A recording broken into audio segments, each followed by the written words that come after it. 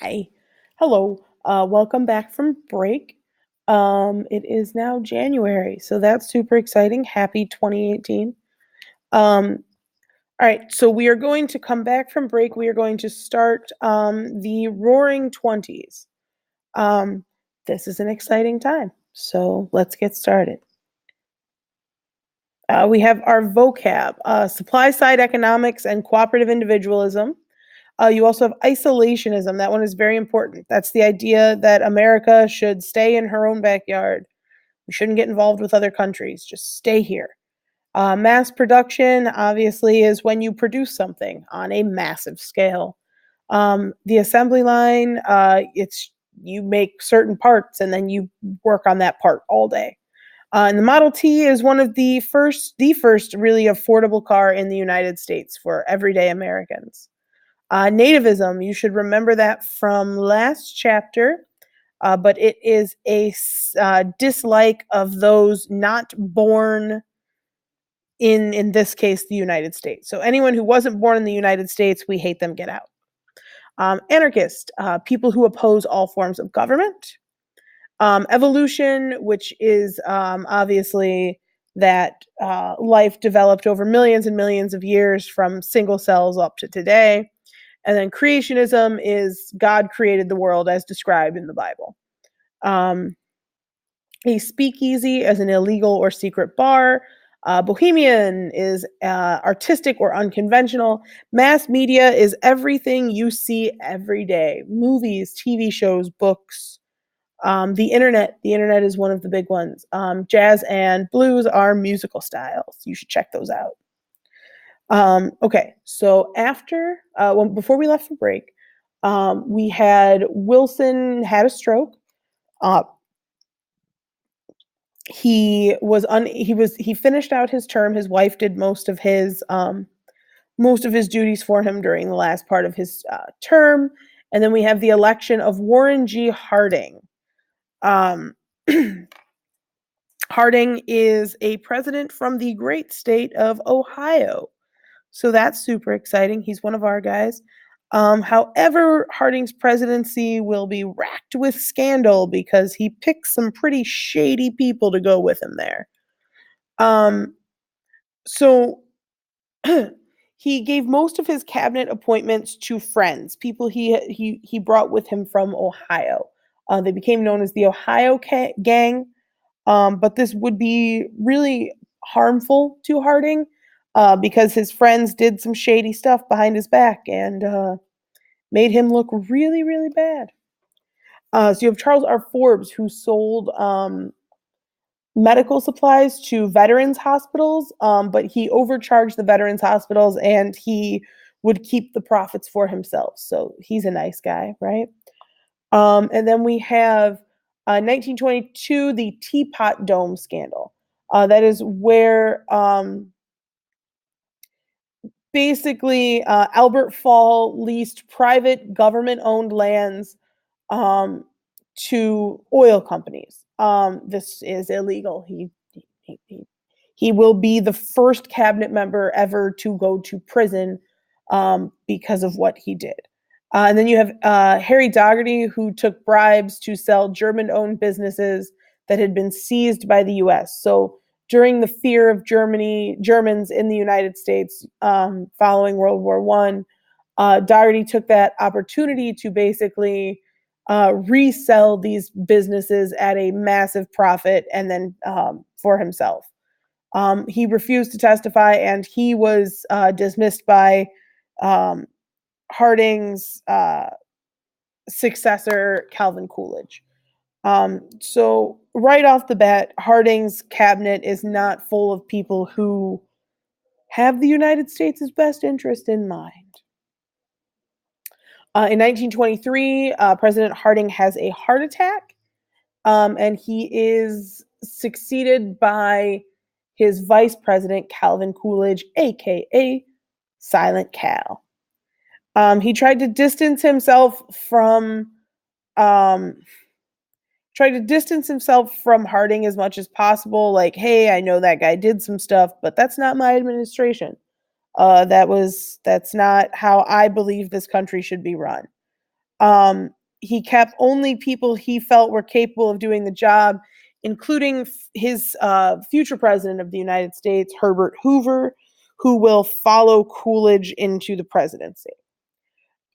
He believed that the government should not be involved in the economy. Does anyone remember what that's called? That's laissez-faire. Ran for re-election and promised his politics or his policies would continue. Because he distanced himself from Hoover, because he was able to show America that he was different, he won re-election. He promised to balance the budget, reduce government debt, and cut taxes. He believed that if taxes were lowered, businesses and consumers would spend the extra money and the economy would grow, and thus the government would be able to tax goods and collect more tax revenue. He reduced the tax rate to just 0.5%, so 0.5% for most Americans. And then the wealthiest people in the country, they paid 25% of their income in taxes.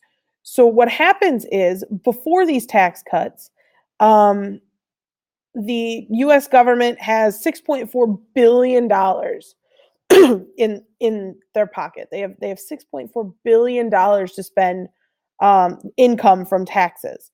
After Coolidge's cuts, that drops to less than $3 billion. So cutting taxes, especially on down to 25% for those making the most money, is obviously not helpful to America.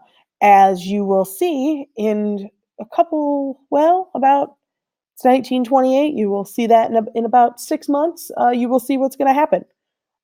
If you don't know what happens in 1929, I'll give you a hint. It's the Great Depression. So Hoover is working for Coolidge. He encourages business to form trade associations, share their information with the federal government, because he thinks that this will reduce costs and promote efficiency. After World War I, most Americans felt, the most common word is disillusioned. They were just, they couldn't believe that something like that had happened. So most of them favored a policy of isolationism, which again just means we're going to stay in our borders. You stay out, we'll stay in, just leave us alone.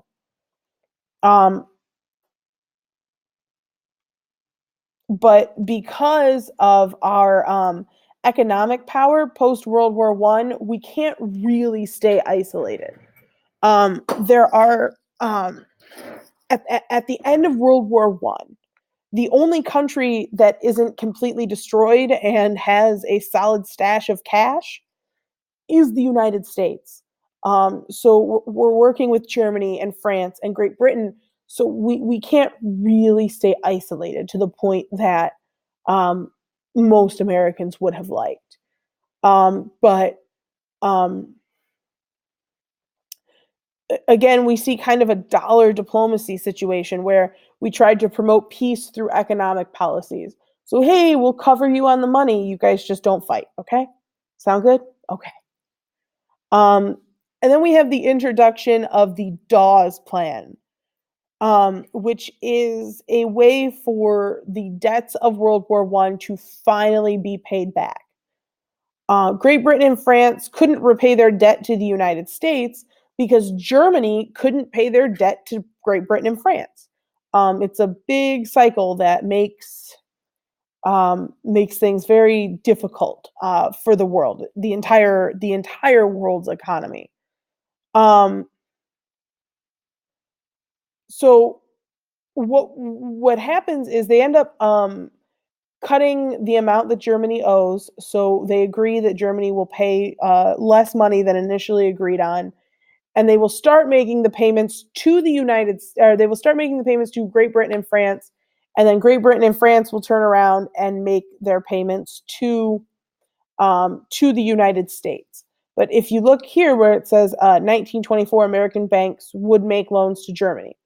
So basically, what's happening is from 1924 on, the United States is loaning Germany money to pay Great Britain and France so that Great Britain and France can basically pay us our own money back. Complicated, I know. Makes no sense. But here's a chart that will hopefully help you look at this better. So you should have this chart in your notes somewhere. You should be writing it down or drawing it or screenshotting it or something. So at the top you have the United States. The USA lends money to Germany, which is spent building the German economy. Germany then uses that money, the money that they made from our loan, to repay France and Great Britain. So Germany uses increased tax revenues to pay reparations to France. And then France pays back war loans to the United States and imports U.S. goods to help France rebuild. Help, that should be help, not held. I did not make that chart. So it's a cycle of us loaning out more money basically to get our original investment back. And I don't know if you're aware of that. That's not going to end well. Again, Great Depression. So after the Dawes Plan, remember the Dawes Plan, make sure the Dawes Plan is in your notes. I cannot stress that enough. You also have the Kellogg-Briand Pact. What it does is it makes war illegal.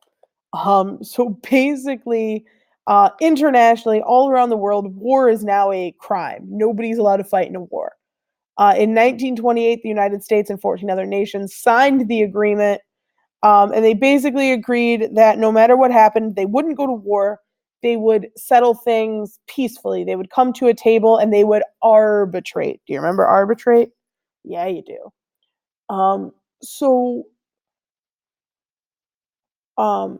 It's kind of what Wilson wanted out of the League of Nations. He wanted a place for people to come together and discuss it peacefully, to not just have your automatic stance as let's blow something up. So he in his death, Wilson wins a little bit. He does get kind of a peacekeeping organization. It's not a very big one. The United States and 14 other countries. 15 countries is not a lot of countries, but it is still a step towards peace instead of more war. So what initiatives did the U.S. take in the 1920s to help ensure economic stability in Europe?